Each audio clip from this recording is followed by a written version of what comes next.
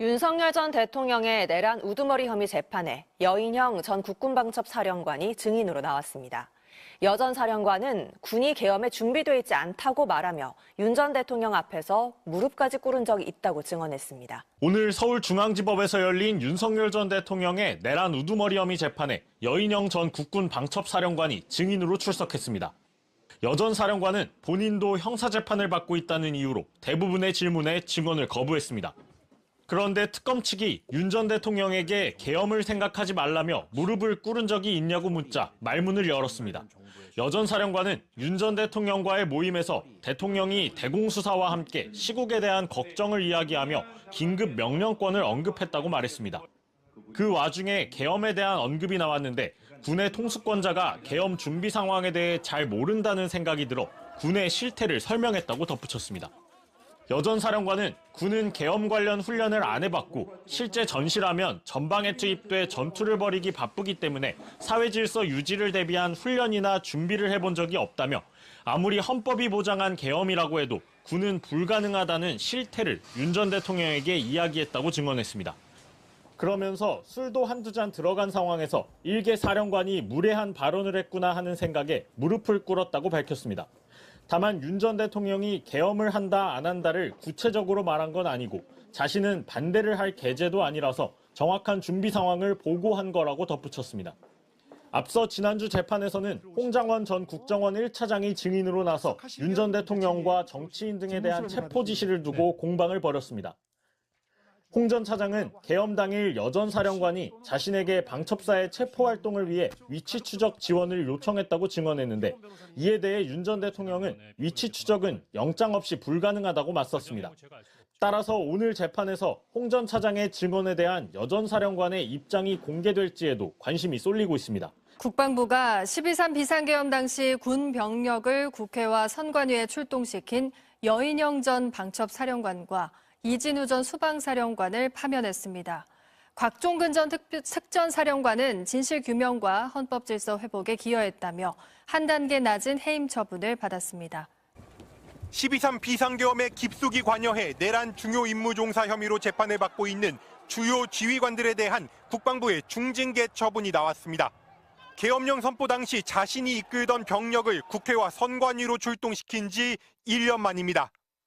12.3 불법 비상계엄과 관련해 여인형, 이진우, 곽종근 중장을 법령 준수 의무 위반, 성실 의무 위반으로 각각 중징계 처분했습니다. 국방부는 여인형 전 방첩사령관과 이진우 전 수도방위 사령관에게 가장 무거운 징계인 파면 처분을, 곽종근 전 특수전 사령관에겐 한 단계 낮은 해임 처분을 내린 걸로 알려졌습니다. 당초 징계위에서는 세 사령관 모두에게 파면을 의결했지만 곽종근 사령관의 경우 재판 과정에서 실체적 진실 규명에 기여한 점을 참작할 필요가 있다는 안규백 장관의 판단에 따라 해임으로 감경한 것으로 전해졌습니다. 해임은 군인 연금이 정상 지급되는 반면 파면되면 절반만 받을 수 있는데 다만 이들이 내란 혐의로 금고 이상의 형을 확정받으면 파면이든 해임이든 연금을 아예 받을 수 없습니다. 곽종근 사령관 측은 잘못을 인정하기 때문에 해임 처분을 수용한다고 밝혔고 여인형 사령관 측은 내용을 검토 중이라고 전했습니다. 반면 이진우 사령관 측은 국회 출동 당시 역할에 대해 쟁점이 있는 만큼 적어도 1심 재판을 마친 뒤 심사가 이루어져야 했다며 징계 항고 절차를 밟겠다고 말했습니다. 박안수 전 계엄사령관의 지시로 육군본부 참모들을 태우고 계엄버스를 출발시킨 고현석 전 육군참모차장도 파면 결정을 받았습니다. 문상호 전 정보사령관은 관련 절차가 진행 중이어서 이번 발표에선 빠졌습니다. 문 전 사령관의 구속기간이 다음 달 4일로 만료를 앞둔 가운데 군사법원은 오늘 오후 구속영장 실질심사를 열고 문 전 사령관을 추가 구속할지 결정합니다. 파면이나 해임돼 군복을 벗게 된 사령관들의 재판은 서울중앙지법이 맡게 되며 공소 유지는 내란 특검이 이어가게 됩니다. 내란을 앞두고 군 법무관을 관리하는 차원에서 최강욱 블랙리스트를 방첩사에서 작성했더라. 방첩사에서. 예, 우리가 이런 얘기를 했었죠. 예. 그러니까 이것과 관련해서 2차 종합특검 참고인으로 갔다 오셨다는데 맞습니까? 예. 어제 오후에. 뭐 어떤 이야기 좀 하고 오셨습니까? 아니면 어떤 요 관련해서 지금 수사가 좀 잘 이루어지고 있나요? 네, 잘 되고 있고요. 자료들은 다 나왔고 이제 생각했던 것보다 훨씬 일찍 내란을 준비하고 있더라. 라는 걸 2차 특검이 여러 군데서 확인한 것 같습니다. 그리고 저와 관련해서 무슨 블랙리스트를 만들고 한 것도 2023년부터 이미 시작을 했고요. 2023년 하반기부터. 이게 지금 지금 국조특위에서 하는 거 보면은 미리미리 사람들 보내가지고 왜 인사로 판 깔아놓고 시작하잖아요, 애들이. 5월부터 그런 거 나오지 않습니까? 네. 여기도 똑같아요. 다 그러니까 그 방첩사의 규정도 바꾸고 인원들도 다 바꾸고 지들이 이렇게 이제 시킬 수 있는 사람으로. 그리고 이제 군 같은 경우에는 과거에 쿠데타를 해본 경험이 있으니까 한번 시행된 시나리오가 있잖아요. 네. 그거에 맞춰가지고 다 준비를 한 거예요. 그래서 지금 시대가 바뀌어가지고 약간 제도가 변환되고 이런 거 있잖아요. 그러면 그거 관련한 대비책을 또 다 만들었더라고. 와, 그래서 이게 보는 순간 대박이네. 야 이거 계엄 성공했으면 난 진짜 뭐 죽는 거는 둘째 문제고 시체도 못 찾았겠더라고. 와. 진짜 꼼꼼하게 준비했어요. 이 지금 굉장히 중요한 얘기야. 왜냐하면 1심 내란 윤석열 내란 재판 네. 지기현이가 내란 준비를 100번 양보해서 12월 1일로 봤거든요. 말도 안 그러니까 돼. 지금 엄청 중요한 지금 조사와 수사가 이루어지고 있다는 겁니다. 맞습니다. 네. 근데 그게 2023년부터 군법무과 관련해 갖고 리스트 작성이 있었어요? 네네. 그리고 저뿐만 아니라 소름이네. 그러니까 저하고 보니까 리스트를 특정인을 중심으로 한 거는 저하고 김병주 의원하고 추미애 의원하고 세 분이에요. 세 사람이에요. 네. 근데 보니까 제가 제일 나쁜 놈이고, 그러니까 이제 윤석열이가 미운 순으로 한 거야. 그러니까 윤석열이 미워하고 군인 그 육사 정치 군인들이 미워하는 이게 이제 블랙리스트 작성 대상이고요. 저는 양쪽이 다 싫어하니까 제일 많고 네, 군 법무관 저하고 출신이고. 엮어서 하려고 하는 사람이. 네. 그다음에 김병주 의원은 이제 군이 싫어하니까 네, 포스타 많고. 출신. 예. 추미애 의원은 윤석열이가 싫어하니까 또 있고. 그러니까 되게 또 유치해요. 뭐 이렇게 만들어 놓은 걸 보면은 세상에 곽상도하고 나를 서울대 선후배관이라고 엮어놓고 곽상도는 진짜 억울하게. 그러니까 뭔가 굉장한 곳에서 지시가 오니까 다급하게 보고를 했어야 되는. 그러니까 그거 곽상도가 어느 대학 나왔는지는 금방 알 수 있는 거잖아요. 근데 저하고 대학 선후배래. 그리고 누가 뭐 저기가 저하고 제 선배여가지고 저하고 예전부터 결탁돼 있던 사람이 있다 뭐 이런 식으로 변호사들을 써놨는데 내가 86학번이란 말이야. 근데 내 선배라고 하면서 그 사람들을 88학번, 86학번 이렇게 써놨어. 그러니까 그분들은 다 81학번, 82학번들인데 그러니까 그런 거조차도 기초적인 것도 확인할 겨를이 없을 만큼 중대하고 아주 시급한 긴급한 지시가 그랬나 있었고 보네. 또 웃기는 게 저와 관련해서 뭐 이렇게 파일을 다 만들었다가요. 그러면 이게 저장이 돼야 되잖아요. 서버에. 네. 국정원 서버처럼 이것도 그게 있단 말이에요. 방첩사 내부에. 그렇죠. 네. 근데 거기에 이제 나중에 압수수색 나오거나 나중에 확인될 걸 대비해가지고 제목을 예를 들면 최강욱 관련 파일, 최강욱 관련자 뭐 이렇게 원래 해놨다가 네. 그걸 다 바꾼 거야. 우와. 그냥 그러니까 키워드 너무 많으니까 키워드 검색을 하잖아요. 압수수색 하러 가면. 그렇죠. 전산자료. 그러니까 키워드에 안 걸리게. 예를 들면 말도 안 되는 뭐 감자튀김 뭐 예를 들면 이런 식으로 해놓은 거야. 예를 제목을. 들면. 네. 그거를 애초부터 처음부터. 네. 와. 그렇게 해놓고 지들이 보고해야 되는 거는 또 따로 빼가지고 손글씨로 다 해서 만들어가지고 별도로 딱 해서 보고하고. 그리고 이제 그 핵심 라인에 다 충암고등학교가. 네. 와, 이게 너무 중요한 얘기야. 2023년부터 내란을 준비했다는 이 거거든. 부분은 2023년 2월 달에 박근혜 때 그 계엄을 기획했던 조현천이가 네. 갑자기 기구가 들어옵니다. 그렇죠. 서부지검으로 오는데 네. 한 석 달 있다가 풀려납니다. 맞아요. 고소로. 풀려나는데 그때 법조계 내부 들으니까 검사들이 수사를 하나도 안 했다는 거예요. 조현천에 대해서. 압수수색 청구도 하나도 안 하고. 그리고 나서 그냥 가장 약한 걸로 끊어주고 거봐. 조현천이 이제 불구속으로 활보를 하지 않았습니까?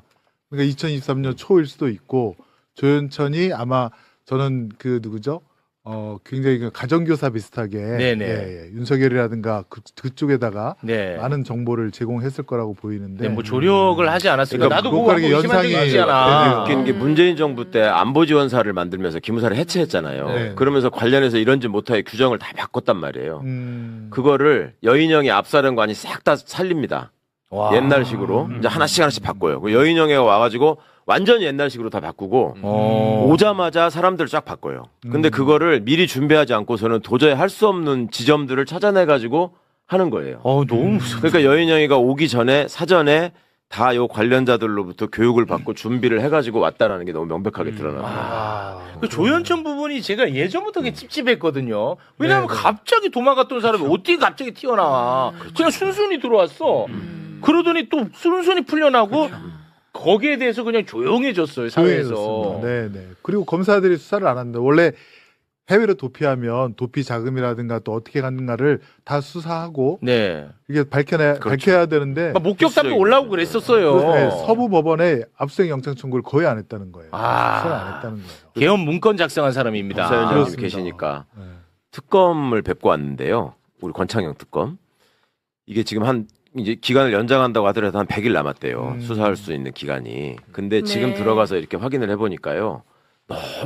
너무 깊고 넓은 뿌리들이 있어가지고 이 내란의 준비와 그 흐름에 그러니까 단순히 윤석열이 혼자 술 먹다가 야 용현아 계엄이나 한번 하자 이게 아니었다는 거예요. 그러니까 다 그걸 바치는 어떤 세력들이 있었고 그런 것들을 진짜 뿌리를 뽑으려면은 이제 특검은 그렇게 말씀하시더라고요. 특별합동수사본부를 만들어서 한 3년은 해야 될 것 같다. 아유. 이 수사를 해서 발본색원하려면 꼭 좀 국회에서 염두에 두시고 네. 제도화 시켜주셨으면 좋겠습니다. 그래도 뭐 일정 부분의 어떤 성과가 이제 가시적으로 보여져야 여론 형성돼서 이제 그쪽으로 갈 수 있지 않겠습니까? 그 부분에 대해서도 조금 약간 걱정하시던데 예를 들어서 이제 뉴스가 좀 뜸하잖아요. 그렇습니다. 그리고 이제 그런 것들은 언론을 항상 누가 구속됐다, 뭐 기소했다 이런 걸 가지고 중심으로 쓰잖아요. 네, 맞습니다. 근데 그렇게 안 하는 이유가 검사 파견을 지금 안 보내준다는 거예요. 그래서 부족해.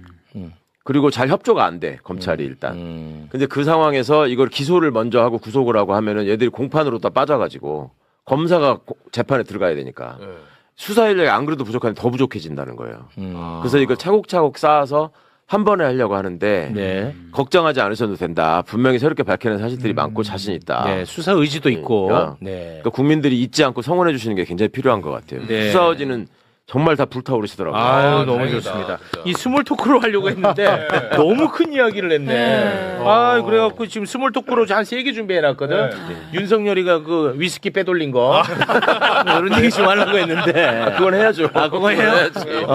윤석열이가 그 찰스 3세 한테 위스키를 선물 받았는데 요게 저 대통령 기록물에서 뭐 누락됐다는 것 같던데. 이거 원래 보관해야 되는 거예요? 아니 근데 뭐 꼭 그렇지는 않아. 아니요. 아니요? 이관을 안 했대요, 윤석열이. 이관을 안 해가지고 대통령이 임기 중 받은 선물 같은 경우에는 법에 따라서 대통령 기록물로 지정되어서 관리가 되긴 하는데 먹는 건 다르잖아. 이제 주류나 식품처럼 영구 보존이 어려운 품목 같은 경우에는 이관 제외 대상으로 일단 분류는 되고 있습니다.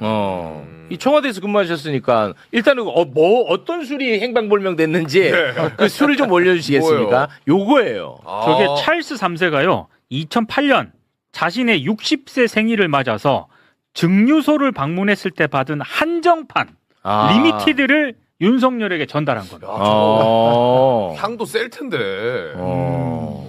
없다는 얘기는 뭐 마셨다고 봐야지. 예. 예전에 최재형 목사님께서 김건희한테 선물 줄 때 술도 있지 않았습니까? 2개. 네. 전통주랑 양주랑. 그건 없어졌어요. 그거 없어졌습니다. 네. 그것도 마신 것 같은데. 네, 윤석열 간 압수수색합니다. 네. 요건 어떻게 이건 안 해도 되긴 하는 거죠, 위스키는. 그러니까 기록물로 보존할 수 없는 거라서 네. 또 위스키는 오래되면 날아가 버리잖아요. 네. 그러니까 그런 게 이제 이관 대상은 아닌데 대신에 이거는 신고하고 심사하고 그다음에 이걸 본인이 가지려면은 돈을 내고 사야 됩니다. 그러니까 10만 원 이상의 선물을 받으면 공직자가 그거는 원칙으로 국고에다 귀속되게 돼 있어요.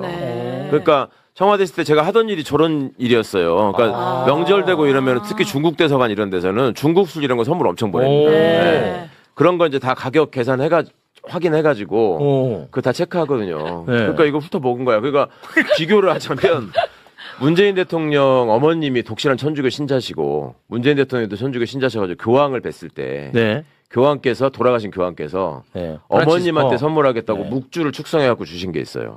묵주를. 그럼 그거를 갖고 오셔서 얼마나 소중한 선물이에요. 어머님 생전에 대통령인 아들한테 받은 가장 좋은 선물이라고 너무 행복해 하셨다는 거야. 근데 그걸 선물을 바로 드리지를 못하고 공직기강 비서관실을 보내서 심사했어요, 우리가. 이게 얼마짜린가. 그러니까 묵주의 가격 자체로는 천주교 신자분들 아시겠지만 그렇게 비싸진 않거든요. 남은 굿즈들은 네네네. 10만 원 안 넘는 거 확실해. 근데 교황께서 축성을 한 거는 그 의미가 있죠. 의미가 있고 가치가 다를 수 있잖아요. 예. 그러니까 그거를 내가 심의위원회 구성해가지고 심의했다니까. 그 정도로 우리는 그 절저하게 했는데 그래. 아니 그거를 지가 훑어 이걸 이건 정말 이 양주는 날아가지 않죠. 다 절차가 있는 예, 거네. 오랫동안 놔두면 놔둘수록 값어치가 올라가는 거잖아요. 예, 그리고 찰수왕태자가 보낸 거면 우리 다 봐야 되는 거잖아요. 그럼요. 기록물로 놔둬야 되는 거죠.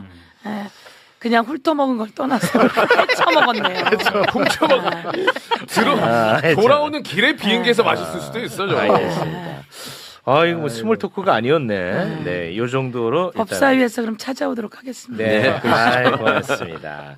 자, 그러면 국회로 넘어가도록 하겠습니다. 어제 국회에서 조작 기소 국정조사 특위 열렸거든요. 어제는 이제 대북 송금 조작 사건에 대해서 다뤘습니다. 네. 쌍방울이 요 간단합니다. 요 사건은 쌍방울이 대북 관련 사업을 하는 것처럼 하면서 그거를 언론에 막 뿌려. 그러면은 이제 주가 막 부양시켜 가지고 그거 훑어 먹으려고 했던 거예요. 네. 근데 요거를 이재명 대북 송금 사건으로 검찰에서 뒤바꾼 사건입니다. 네. 이것과 관련해서 어제 이제 국회에서 다뤄졌는데요. 우리 김승원 의원님의 오늘의 역할은 뭐냐? 그러면 원래 본 사건은 뭐냐? 어떤 사건을 대북 송금으로 바꿨느냐? 요거 두 가지만 보면 될 거 아니겠습니까? 네. 김승원 의원님은 이게 어떤 사건이었냐? 주가 조작 사건. 그거를 설명해 주시고 떠나시면 되겠습니다. 네. 조작한 그 과정은 우리끼리 또 한번 정리할 테니까요. 네. 사실은 김성태 쌍방울 회장이 2014년도에도 주가 조작하다가 걸려서 처벌받은 그런 전력이 있는 사람인데요. 그렇습니다. 예. 아무튼 그 쌍방울을 인수하면서 또 못된 짓을 합니다. 그게 뭐냐면 쌍방울이 북한과 사업을 같이 해서 대북 사업을 해서 그게 히토류입니다. 히토류. 히토류가 뭐 100억 달러인가 뭐 몇 조가 묻혀져 있다. 그러니까 네. 그걸 갖다가 개발하는 사업도 또 북한 관광하는 사업을 하겠다는 걸로 북한 사람들과 접촉을 하는데 네. 북한 단체와 접촉을 하는데 거기에 필요한 비용을 뭐 500만 달러 또 뭐 이렇게 주겠다라고 아주 협약도 하고 도장 꽝 찍습니다. 네. 근데 그거를 나중에 검찰에서 조사받을 때는 이재명 당시 경기도지사의 방북 비용을 대납해 준 것이다 라고 둔갑을 시켜서 본인의 대북 사업은 감춰지고 이재명 지사에 대한 뇌물로 엮여가는데 그것은 윤석열 정치검찰의 일단은 압박에 의한 것이다라는 것이 이번에 이제 국정조사하면서 서서히 이제 나타나는 거죠. 그렇습니다. 자, 그러면 그 주가가 어느 정도 올랐는지 자료가 좀 있는데 그것도 네네네네. 좀 설명해 주시면 좋을 것 같습니다. 여기 보시면 요 그래프는 전형적인 주가 조작 그래프인데요. 요게 이제 도이치모터스하고도 비슷합니다. 최저 4,900원, 그러니까 5,000원대였다가 요게 한 달 만에 9,000원까지 올라갑니다. 그때 이제 어떤 게 있었냐면, 근데 현대아산에서 대북 사업을 했던 부회장도 영입을 하고 또 안부수라 그래서 네. 대북과 관련된 그런 일을 했던 국정원의 사실은 협조 요원이죠. 그 사람을 이사로 해서 쌍방울이. 그렇죠. 네. 쌍방울 이사로 해서 그래서 이걸 갖다가 막 공시를 하고 그럼으로써 이걸 2배를 틔웁니다.